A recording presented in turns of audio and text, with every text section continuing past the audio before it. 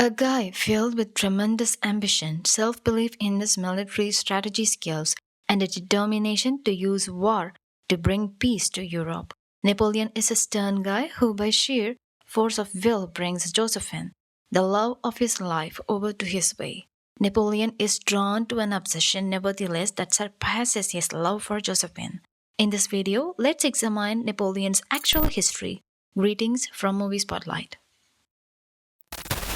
In 1789, due to the French people's growing dissatisfaction with the social and political situation, the French Revolution got underway. Following King Louis XVI's overthrow, the public turned to Marie Antoinette.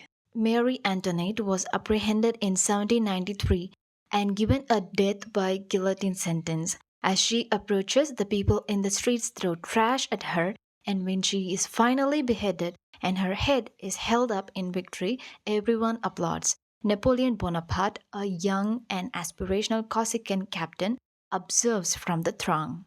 The reign of terror in France commences with the ascent to power of Maximilien Robespierre. Despite having few resources, Napoleon and his brother Lucien met with revolutionary leader Paul Barras to begin the siege of Toulon. Napoleon devises a plan to invade the village near the harbor.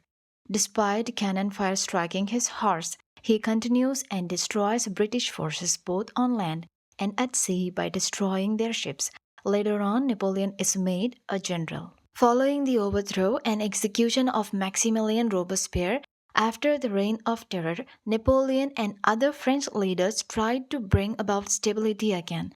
Due to his deposition, Robespierre makes an unsuccessful suicide attempt and then attempts to flee. After receiving a guillotine sentence, the Reign of Terror ends with the release of almost 40,000 inmates. Napoleon initially meets Josephine de Beauharnais, an aristocratic widow, during a dance in the summer.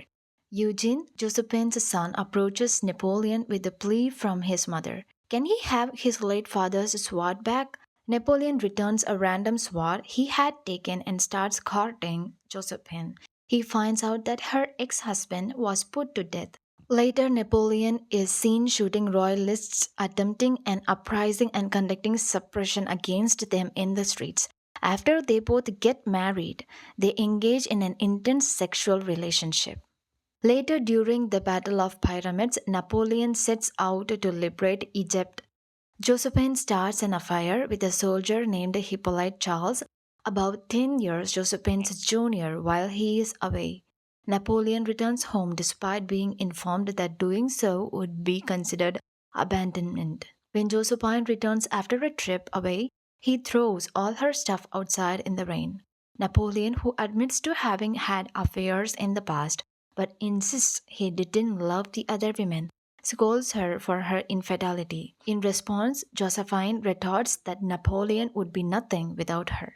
The Directory berates him for leaving his soldiers behind, but he also denounces them for their inadequate governance of France. Emmanuel Joseph Sieyès persuades Napoleon to stage a coup to assume the position of first consul.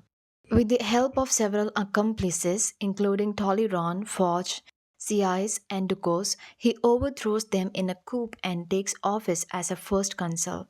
Following the overthrow of the present leaders, Napoleon and Lucien persuaded their armies to support them in their fight against the opposition. Napoleon tried to ally with the Austrians and England, but Austria rejected the proposal of an alliance proposed by Foreign Minister Talleyrand. Napoleon yells at the English Queen's emissary about their attitude when they react, as they don't know about the peace proposal letter from him. In 1804, Napoleon boldly dons the crown on his head after the Pope crowned him Emperor of France. At the Battle of Austerlitz, Napoleon outwits and outlasts the Russians and Austrians a year later, forcing them to flee across frozen lakes before bombarding the ice and drowning them. Subsequently, he extends an invitation for wine to the Austrian Emperor Francis II, to whom Russian Tsar Alexander I declines and informs Francis that he anticipates gratitude from him because he spared their soldiers. In addition, Napoleon advises Francis to be happy that he did not destroy his whole army. Napoleon is deprived of an heir since he and Josephine are unable to procreate for long.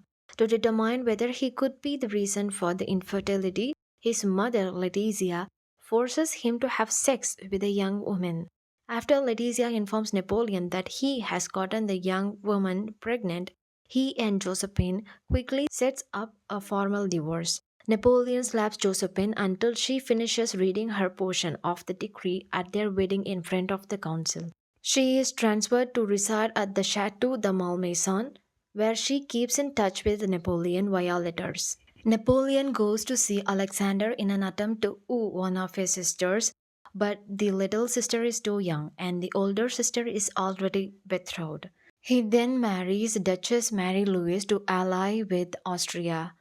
A year later, she gave birth to a boy. When Napoleon sees his child, he breaks down in grief and subsequently brings him over to see Josephine. In 1812, when Alexander refused to sign Napoleon's peace pact, Napoleon began to prepare an invasion of Russia. At the Battle of Borodino, he commands his forces, and they prevail despite losing more than 28,000 soldiers. They arrive in Moscow to discover that the entire city has been evacuated.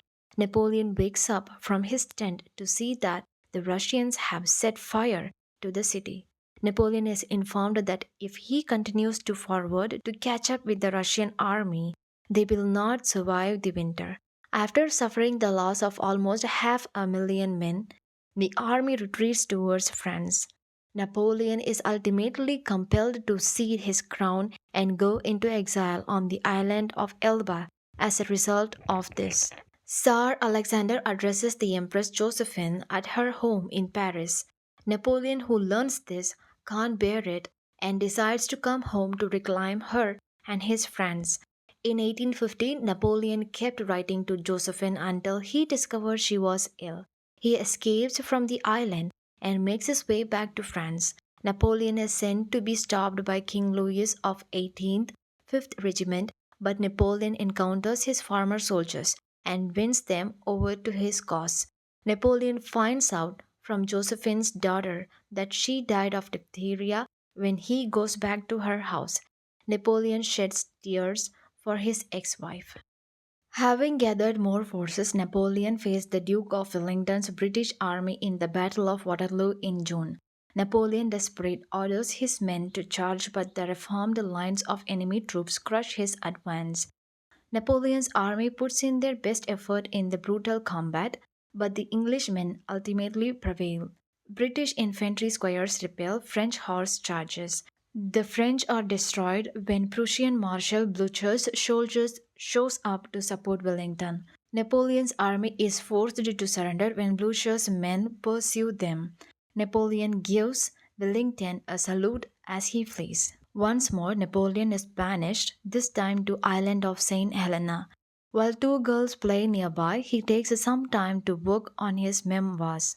Despite what they have been told, he assures them that he was the one who lit Moscow on fire.